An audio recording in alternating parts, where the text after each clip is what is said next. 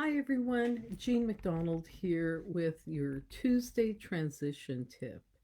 Now, some of us might feel like we're stuck.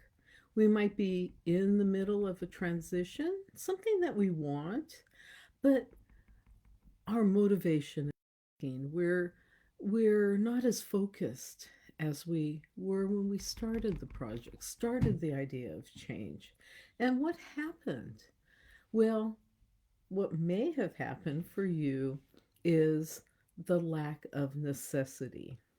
Now, I first learned about necessity from Brendan Burchard's book, High Performance Habits, where he looked at people who were high performers in life and discovered six habits that they all had in common.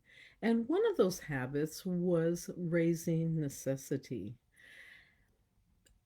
People that perform at high levels or even at consistent levels have that necessity to do it. Now, one main motivator in necessity is the need to take care of other people. Sometimes we'll do more for others than we'll do for ourselves. Are you like that? Maybe. But sometimes if we don't if another person or people or family is not involved and we want it just for ourselves, how do we keep that necessity real? And it's something I've struggled with. That's why I love sharing it with you.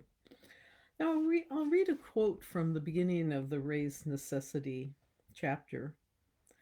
Only one who devotes himself to a cause with his whole strength and soul can be a true master. For this reason, mastery demands all of a person. That was written by Albert Einstein. There's another section of this book, actually written by Brendan Burchard, which kind of makes more sense about why we probably are resistant to raise necessity in ourselves if other people are not involved. This is from Brendan Burchard's book. This is written by Brendan. Lots of people dislike necessity. They hate feeling any sort of pressure. They don't want internal pressure because it can cause anxiety. And they don't want external pressure because it can cause anxiety and real failure. Still, the data is clear. High performers like necessity. In fact, they need it. When it's gone, their fire is gone.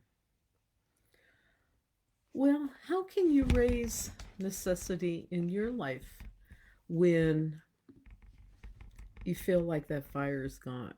Now, sometimes we feel that pressure to do it. It's like a pressure cooker, and and it's ready to explode, and we kind of hit that valve to let off some steam. And sometimes we let off too much steam because then we have to start from scratch with our motivation, with that need for necessity. So, how do we keep that need, that necessity going? Well, for myself, I find that I won't let myself start a new project until I finish that last one. Now my necessity is I want to move on because I love starting projects and I hate finishing them. So before I move on, it's necessary that I finish that last project. And I did that for this year. I started about mid-year to say, okay, I've got lots of projects to do, so much I want to do, I want to start. What do I need to do? And why is it necessary to get it done by the end of the year? And I set those goals. Now, I haven't reached all of them, but it pushed me to get close. And some of them I did complete because we had to. Some were truly necessary to do before the weather changed, before for safety reasons, for health reasons. So when you're making your goals for this coming year, maybe you're doing them right now or you're looking at what you actually accomplished this year and you see that you didn't achieve what you wanted to, well, it probably was due to lack of necessity. So look at why. This is coming back to that reason, everyone, know your why. Know your why. Well, sometimes our why is just because we want to do more, we want to be better. And that why might not have that pressure, that push of necessity behind it. But we can create it by setting time goals, by setting goals such as you can't do anything else until you finish this.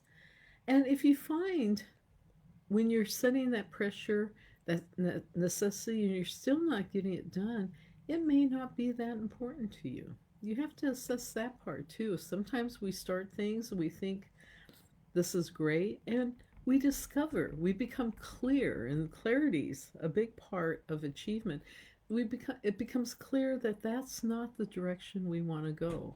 We just have to assume that we've gotten that information and we're going to take steps to move ourselves in the right direction, into the direction we really need to go. So with that, I'm going to sign off for today. Thank you for listening as always.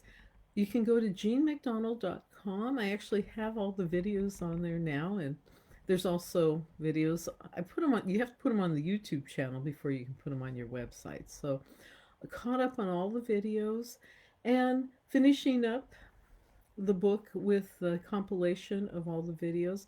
Go to jeanmcdonald.com, and I've moved all the caregiving support information to a website called carewithoutdespair.com. And so the caregiving and caregiving support information will all be there. Thanks. Take care. Have a great week ahead.